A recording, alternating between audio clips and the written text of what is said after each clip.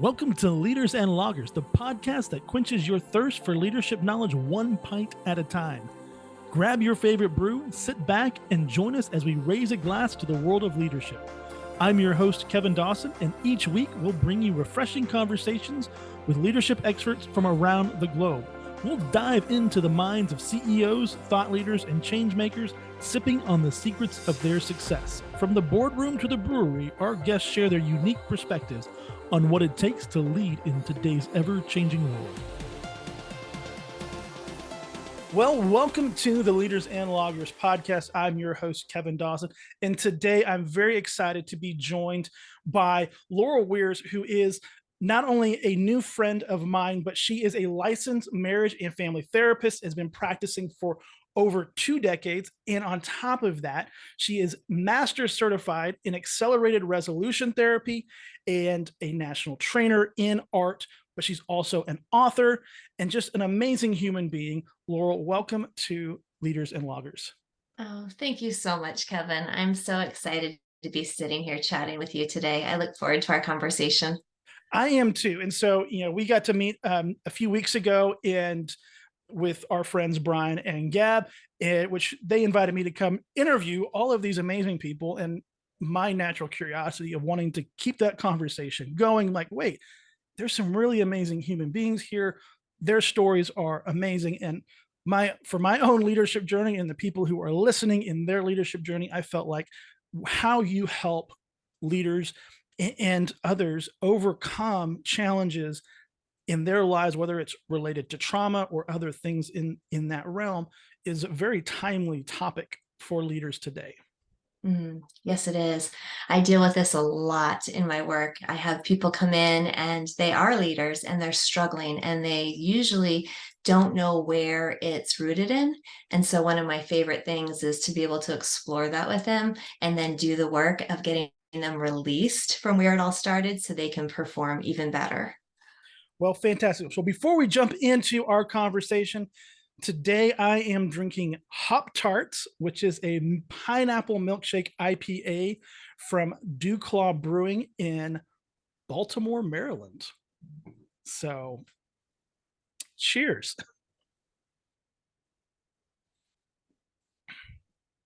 It's not bad. Needs a little bit more pineapple flair, but for a balmy 82 degrees here in Texas, it's quite refreshing. It sounds good. Well, Laurel, I would love for our audience to just kind of hear a little of your story, because you have done a lot and I know that there's a whole bunch to it. So would you mind just kind of just share with our audience your story?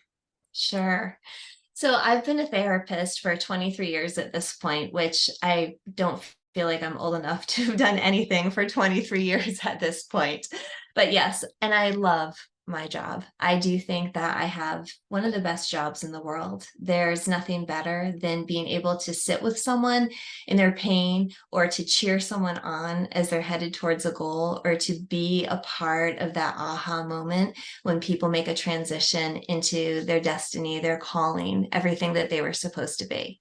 But my journey has been a very interesting one. 23 years ago, I actually never would deal with trauma. It kind of scared me. So whenever I had people come in my office that did have trauma, I would refer them out. That was just kind of the general thing that I did.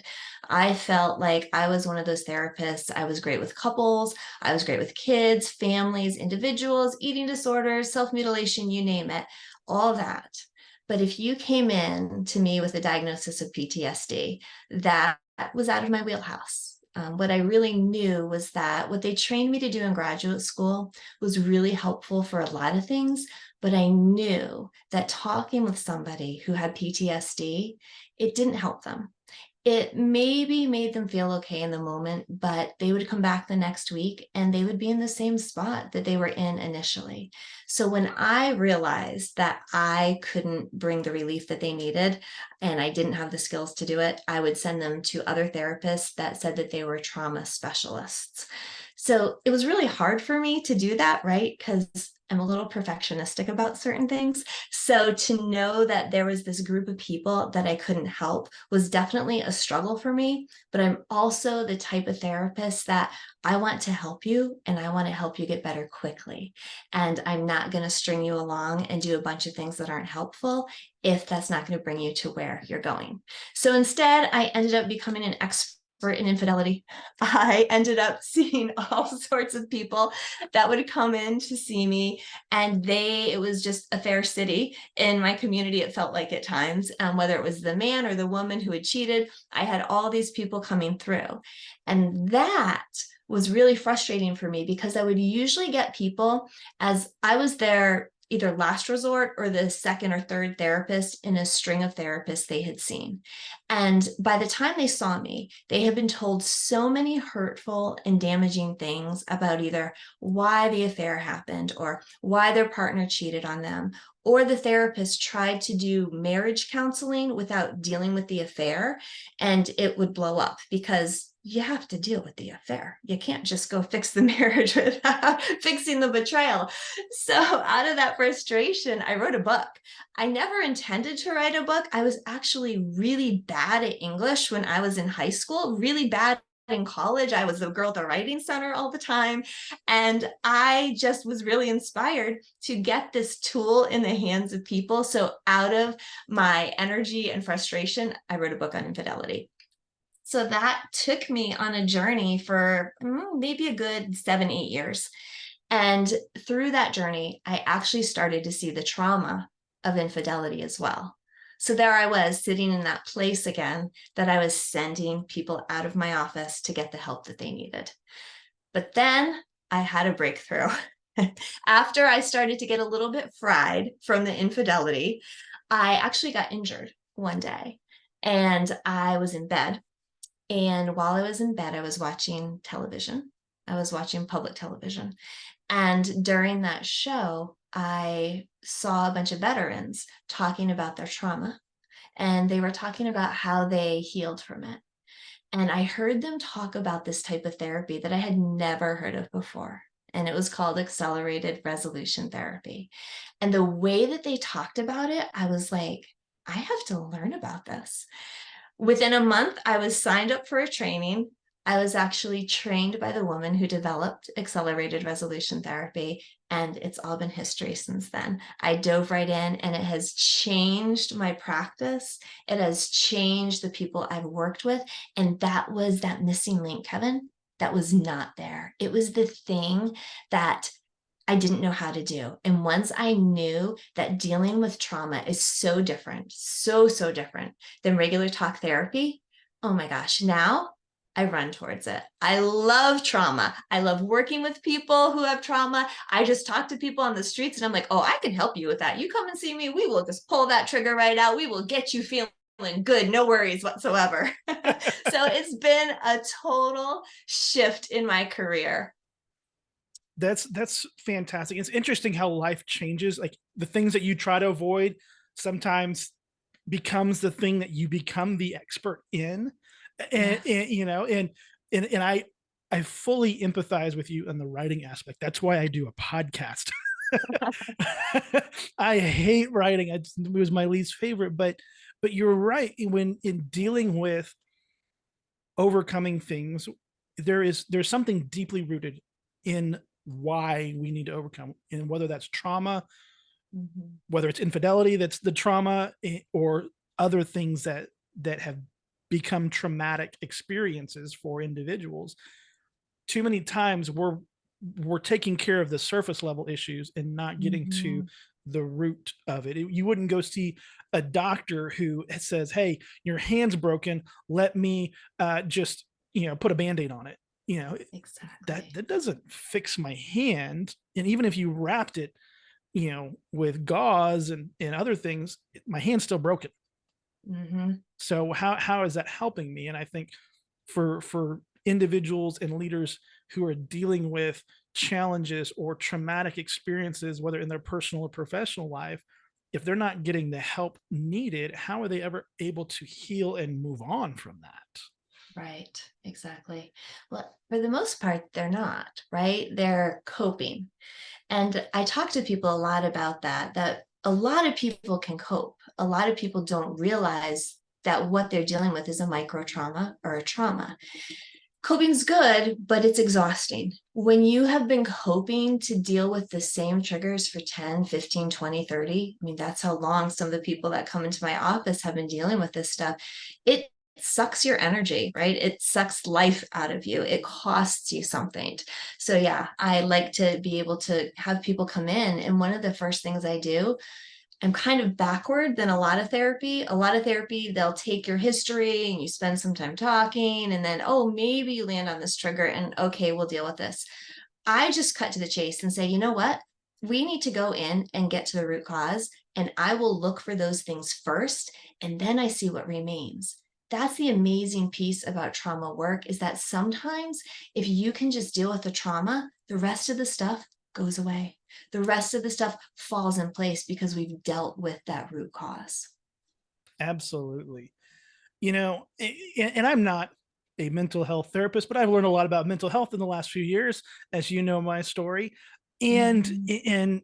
in trying to help, someone overcome their trauma, we tried everything, and so when you share with me about accelerated resolution therapy, I've not heard of this, and I'm sure there's probably a lot of people who don't. So would you mind just kind of giving us an overview of what that is? Sure.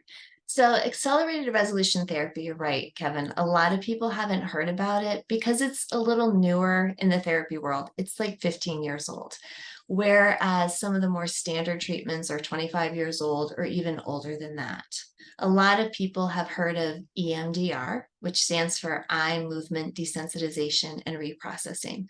That's something that's more familiar. Or they've heard of exposure therapy. That's what was used before we got into this world of therapies that use what's called bilateral stimulation, which means either you tap on somebody to stimulate both sides of their body, or you move somebody's eyes to stimulate the brain, both hemispheres.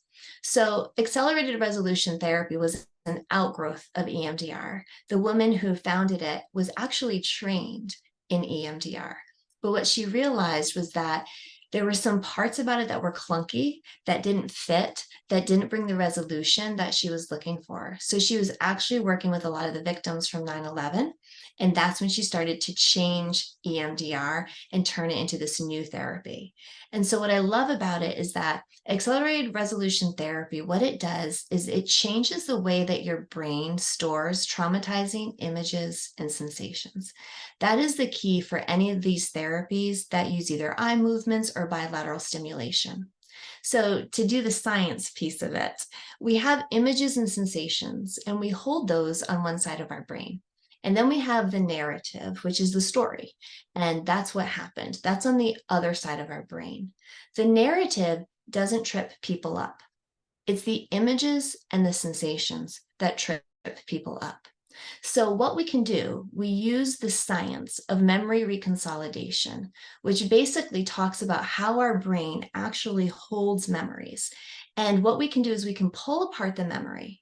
And if we can get rid of those bad images and those bad sensations and actually replace them with positive ones, we can file them back in the brain. So that way, when you're exposed to something that triggered you beforehand, it no longer triggers you because your brain no longer remembers that bad image and that bad sensation. It actually now connects it to the positive image and the positive sensation. So that's what all of these eye movement therapies are doing. So it's basically a process of showing your brain what the problem is. So you show your brain the scene, you remember that image, but then we desensitize the body to it.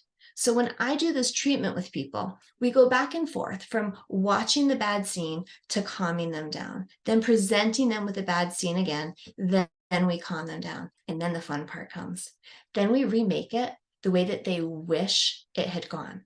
So what's cool about this is it's not hypnosis. Some people will hear me start to talk about this and they say, oh, that sounds like hypnosis. And I'm like, nope, they're different, actually, brain wave lengths. Hypnosis is theta, ART is alpha. So the difference is it's more like an awake dream. So when we're moving your eyes back and forth, it's like REM sleep.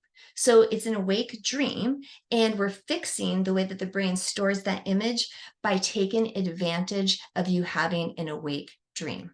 So the way that this ties in with science is that people always thought previously that when you had a memory, it was that way forever. So if you recalled a memory about going to kindergarten 20 times, your first day at kindergarten, people think you're recalling the same memory every time. You're actually not. Every time you recall a memory, your brain synthesizes proteins brand new all over again. And when you put it back, those new proteins are created.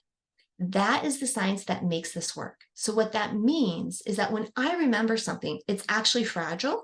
It's actually unstable. So while it's unstable, I can mess with it. I can change the images. I can change the sensations before we put it back and those proteins synthesize again. So that's what all of these therapies do. They take advantage of that science so we can change the way that your body remembers it. And then what happens in that process is that memory becomes like every other memory. It's like what you had for breakfast yesterday, what you wore to work yesterday. None of those memories bother people. They don't make them dysregulated. And so we take the big memories and we pull it apart so that it becomes just like a normal memory and you're no longer triggered. I'm just sitting here kind of mesmerized. One, I'm learning a whole bunch of new science things about how the brain works, and just that whole process to me is just it is so interesting. I've never thought about the way the brain works in that way, that Mhm. says, hey, here's how you can actually repair what's going on in the brain. Because usually when you think, well, something's wrong with the brain, I've got to go see a brain surgeon. uh, you know. Yes. It's like, no, there's actually a way to do it. And so to me, that's just absolutely fascinating what has been uncovered about how we can solve traumas, and then Mhm. reprogram and repurpose those things. That's just fascinating. It is so fascinating. And you know what's so neat about it is that the things that you attach to your new memories is what your brain remembers. And it shows you actually how many times you were triggered by the negative before. So, for example, a part of the process that I do, people will give a new image. So, some people will have an image of their dog, let's say. Well, when they leave the session and they go through life, they'll come back and check in with me like a week later and they'll say, Laurel, it's just the strangest thing. I keep seeing my dog all the time. And I'm like, yeah, that's because we now have your brain associating that positive image. So everything that you experienced in life this week that would have triggered that old bad image, we now put the good one in front of it, and that's what it's hitting. So it's so crazy. The neuroplasticity of our brains, we're realizing all the time, we can do so much more than we ever thought possible. That's amazing. I'm sitting here trying to wrap my brain around all of that, and which I'm glad there are people like you who are way smarter in this than I am. So, when it comes to leadership, sharing about, today I was talking about resiliency and overcoming, because that's usually where a lot of leaders face challenges. They've faced some sort of challenge. It may vary in scale of being traumatic or not, but there's still those moments that come with it that can sometimes prohibit us as Mhm, leaders from being able to move forward, because there is a fear now associated with that mhm, challenge. And I mhm. know that you work with leaders who kind of find themselves in that realm. And so, what are some things that you do to help when a leader goes, hey, I'm stuck and I don't know how to move forward? Mhm. That's such a good question. And I'm so glad that you asked that because a lot of people wonder, well, what does this look like? Because truly, when people hear about what I do, they think that they have to fit in that box of it has to be a messy divorce or a death or a car accident or something like that.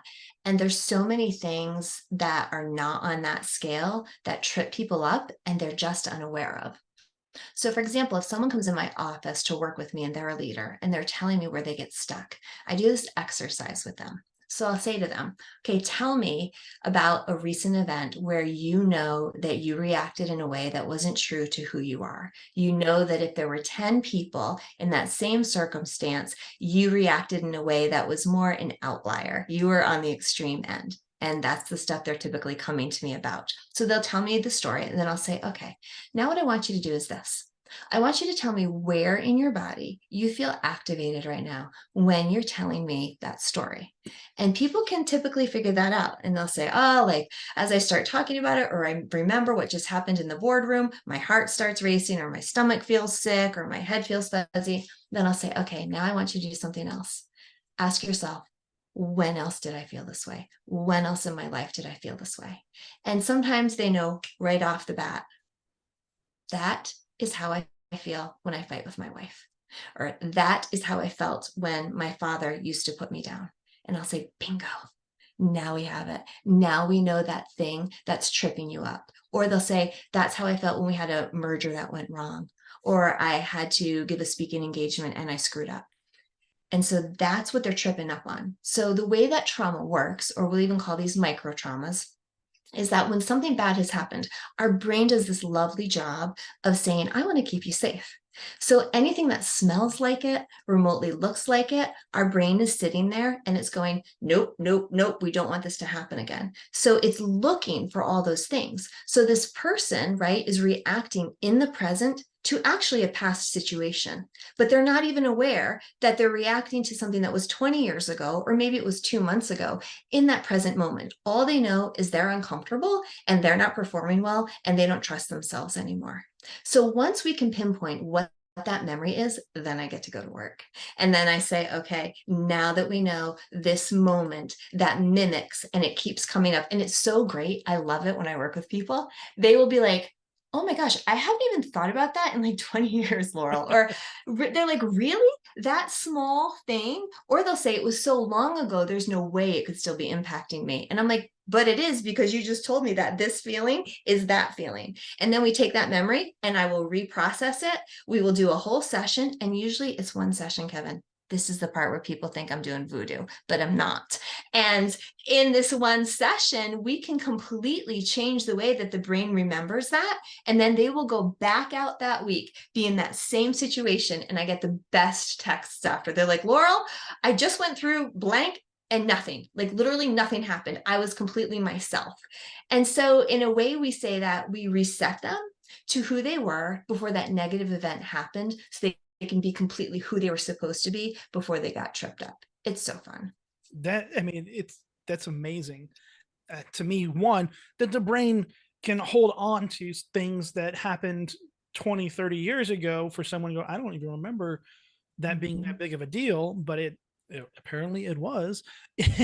and and it holds on. And I think about things in my own life where it's like, why do I deal with this? I mean, you mentioned people who have trouble speaking, and giving public speeches. I think that's always a big fear for a lot of people. I remember Mm-hmm. I was the shy, quiet kid who every time I would get up to go talk at the front of the class, I'd freak out because I would stumble through my words and kids would make fun of me. And I'm like, no, I don't want to do this anymore. And I'm like, that's that feeling. Yes. And that's what I would work with if you were my client. So I Yeah. am so glad you brought that up. This just happened to me with a client 2 weeks ago. The client came to me for the same reason. They said, Laurel, when I'm in this arena, I can speak in front of a group of people and I'm totally comfortable because I've spoken that arena multiple times. But the minute you send me to a new company who I've not spoke to before, I can't do it. So I did my thing. I was like, all right, so where does it match? When do you see yourself having these sensations? And they said, oh, I was in 7th grade. I had to do a book report. So anyways, we started in, and as we were thinking about the book report, we found out that that actually wasn't even the memory that held it. It's the one that she thought it was. And this happens a lot of times in the therapy. It actually went back to she was 6 years old on a stage dancing.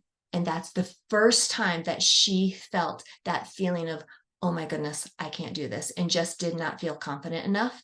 Pulled that out, done, taken care of. So yeah, it's those types of things that we don't realize they stick with us for so many years. But if we can just erase it, it doesn't have power over us anymore. Absolutely. And when you're working with leaders trying to overcome, what are some of the things that you've seen as that seem to be a kind of an average theme, that where leaders go, hey, we struggle here, and this is where Mhm. you come in and go, yes, here's where I can help. Yeah. It's usually going to be the confidence level that they have because of whatever hit they've just taken. So it's going to be where I used to be able to trust myself. I used to be able to make decisions so easily. And what they start to see is they start to have this pattern of eroding trust, this pattern of anxiety and even slight panic when they're put in these positions that they are expected to perform very well in, but they know inside they're like, I am not who I used to be. And so when they come in, and for everyone, it's different. It's whether it is a bad relationship, a divorce, a car accident, things like that, that are eroding away their confidence that they can't perform the way that they need to. But it's always some little thing somewhere that it's showing up because they're feeling that pressure to be a version of themselves that they know they're capable of, but they know is just not happening anymore. And that's the part that they don't know. I don't know why this happened. I just know that this is going on. So I had an interesting conversation today with a colleague, and I think it relates to this. I think as leaders, we are equipped and tasked with a lot of different things. And so, in hearing what you are doing and talking about, if you are a leader who is listening to our conversation today, in how can you be supportive of people on your team who have these traumatic Mhm. events or these micro traumas that you see that there's affecting performance? And while we're not Laurel Wiers and mental health experts, but how do we maybe do some mental health first aid as leaders? Mhm. So I think as leaders, when you notice you have people in these situations, there's a couple things you can do. One, which is create an environment that's more conducive, right, for people to be able to feel comfortable. So anything that's going to be jarring, reactive, that's not going to be helpful.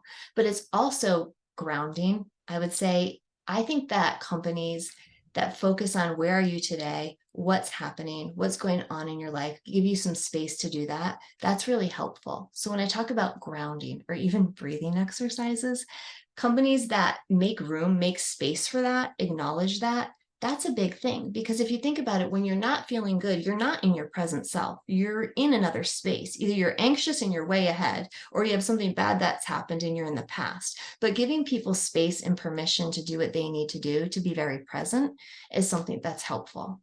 I also think being able to identify when somebody is triggered is super important if you're a leader of a group. Noticing that that person is having an extreme reaction and understanding that that's not who they are, but that this is something that's going on because they're having a reaction to something else that's happening. I think being informed, trauma informed is huge for leaders these days. Just knowing that, okay, how do I recognize these signs in the people that I'm working with or the people that are working for me? So that way you then can direct them. Like you said, you're not going to be doing therapy with them, but say, you know what, I'm noticing this is going on. Here's somebody that you can call. It might be worth exploring. Very good. I know that there's a huge push by a lot of organizations to be more open-minded, being more proactive around mental health, destigmatizing mental Yes. health. And that's a big one. I know where I live here in Texas, there's still a lot of people that don't really think that mental health is a thing. People all just pull yourself up by your bootstraps and just keep moving. I'm like, no, we've all got issues, and me included. and so I'm like, it's important to recognize that as leaders, and it's always fascinating and encouraging when I talk to other leaders and go, hey, no, we recognize mental health as an issue. In fact, we have our Mhm. own therapist and we talk to them regularly and we do these things to take care of ourselves. And I'm like, great, Yes. that's fantastic. Mhm. I love to hear that because I think you're right. We're seeing more of that go on now, and we need to see more of it. I think just talking about it is so helpful. And bringing in people, like I do workshops to teach people what is trauma? How do you know if you have trauma? What's a micro trauma? What are the signs of it? What does your body do? What does it feel like? Any of those things that people are bringing in people to teach, work about it, talk about it, remind people about it, it gets people thinking. And that might make that difference for that one person who suddenly says, oh, this isn't me. You mean this is a thing and I can do something about this? If we can create environments like that, we are going to change the way that people react to each other and work with each other. And in the end, everyone's just going to work that much better together because then we're reacting to the person in front of us, not to all this other stuff that's taking up our mental space. I'm so glad that you brought that up because we joked, you said, hey, don't ask me this question, but I'm going to pivot to a different question. That's because you can't be everybody's, therapist, but you do go in and you do speak, at whether keynotes or corporate events. So what are some things that you're doing outside of your practice to help spread awareness or help leaders engage in understanding the things that they need to understand in the realm of mental health? So that would be it. Coming in and doing corporate workshops are huge. Coming in and having them spend a day and really just sit with themselves and some of the things that are going on. That's one thing that we can do. Another thing is I'm actually going to be having a trauma retreat this summer. So I'm going to be having people that want to come in and take a week and just kind of work through some of the stuff. We're going to Costa Rica, and that's what we're going to be having, so people can jump on board to do something like that. If my I therapist said come to Costa Rica, I'd sign up right now. Exactly. I do intensives. So some executives don't have the time to be going to therapy week after week after week after week to deal with this stuff. And everybody wants an expedient answer typically. So I will run these intensives where they're over a weekend or over a day, and someone comes in at 8 in the morning till 6 o'clock at night, and we just blast through 3 or 4 of the events that are kind of making them stuck, that they're tripping up around. And that's one of the things that I offer to people as well. So whether it's workshops, one-on-ones, doing group trainings, speaking, any of those things are great ways to get people into the conversation about triggers. I'd like to even move it sometimes not from trauma, because people have a certain idea of what a traumatized person looks like. So I like to be so careful in the business world, because if I were to go in front of a group of executives right now and say, do you have trauma? I don't know how many would raise their hand. But if I said to them, how many of you have triggers, meaning that there are things that you react to that you're hyper vigilant about, and then you keep doing, and no matter how many times you tell yourself, I'm not going to do that today, when that person talks, they're not going to get under my skin, or when I get confronted by this person, I'm going to behave A, B, and C way, and you just can't do it, that's a trigger. That is that piece right there that we've identified, that when we have triggers, and this is what's different between regular therapy and what I do. Some people think, okay, if I can have acknowledgement, if I can have information, if I can have awareness, if I know my why, that's going to fix it. It doesn't. That's what talk therapy does. In most situations, that's good. But if it's a trigger, the difference is no amount of rationalization, no amount of planning is going to make it stop, because a trigger overrides your prefrontal cortex. A trigger says rational brain is offline, and now we're functioning out of the amygdala. We are now in fight or flight. We are now in survival mode. Even if it's not trauma related, you still have your nervous system, it's activated. And so that's the important thing for executives and people who don't see themselves that way in a trauma land, is no, let's talk about triggers. Let's talk about stuck points. Let's talk about those things. And if I can get them to see it differently and understand that you're not failing, and this is not who you're supposed to be, it's just that something's stuck in your brain and we got to change the way it looks at it. There is so much change and improvement that can happen through doing that. Fantastic. Well, Laura, it is time for last call. And as we ask every guest, what is one thing that our listeners can be doing this week to be a better leader? Wow. I always think that working hard at being a listener rather than a talker is what makes people a good leader. And when you're listening, truly listening, not waiting for someone to be done so you can speak and say what you want to, but truly having the goal of just hearing that person so you can respond to exactly where they're at, that's what makes you a good leader. Well, I really like that answer. And so thank you for that. And thank you for the conversation today. It's been so good to learn so much about how the brain works, how trauma works, how we as leaders can get stuck in our own things that may have happened when we were, 6 years old or not. But this has been very enlightening, and I very much appreciate you coming on and sharing that with us. Oh, thank you so much for giving me a chance to open up people's eyes to the ways that they can perform so much better. I really appreciate it. This was great. So for our listeners, how can they connect with you to learn more about what you've got going on? Well, a couple ways. They can visit my website, which is laurelwiers.com. They can find me on LinkedIn, or they can even text the word reset to 33777, and you will get a downloadable checklist to see if you're struggling with triggers. And if you answer those questions in a way that you think, I might want to hang with Laurel for a bit and explore this, there's also information on the bottom of that sheet that tells you how to get in touch with me. Fantastic. Well, Laurel, again, thank you for your time today. And I'm so glad that we got to meet in Fort Worth and Me got to too. have this conversation be much more extended than what we did in Fort Worth. Me too. Thank you so much. I'm so glad you were interested enough to bring me back. No, I mean, like I said, it was, we had so many people with so many interesting stories, and I'm like, I want to keep talking. I don't want to be cut off at 10 minutes. My This own is great. It's my own natural curiosity to learn from so many Yes. amazing people. So thank you. Thank you.